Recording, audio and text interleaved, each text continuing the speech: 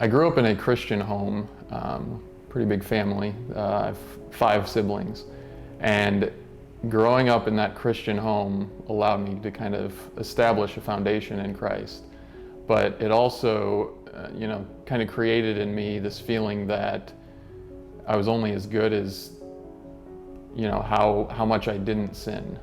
And so when I started becoming an adult, going to college and struggling with sins, struggling with, pornography and an addiction to pornography, things started to fall apart. I was married at the time. That marriage fell apart, ended in divorce. And, I just had to move away. I was living in Indiana, moved to South Florida, and that allowed God to kind of just grab me.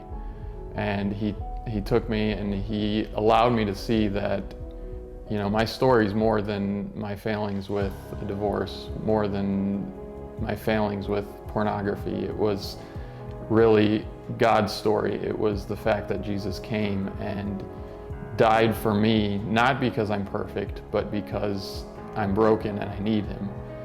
And so I was able to learn that a lot more moving down to South Florida. And when I started going to Granada, and I married my wife, Lorena, here, the impact of the people here, the connections I made, the ability to be open with people, to say, hey, I had this addiction before, I still struggle with things now, I'm broken, I'm not a perfect person. I don't come to church on Sundays without any problems. Like, I have problems, and the ability to be able to be open with people about that here at Granada has been huge to not only growing my faith, but I feel like since I have the ability to share my story and what I went through, I'm able to connect with people that may be struggling with the same things, that may be struggling with the idea of,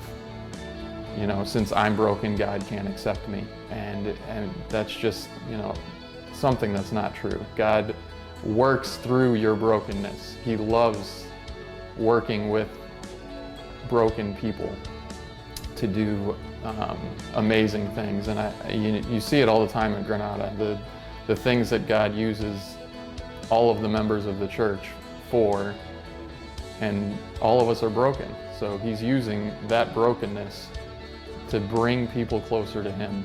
And I think that's the beauty of not only my story, but many people's stories here at Granada, that even though we walk through the valley of the shadow of death, and it's not if we walk through it, it's you will walk through it.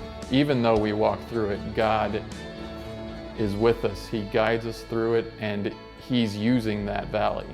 He's using that to bring us closer to him, and allowing us to use the stories that he's given us to bring others to him and closer to him.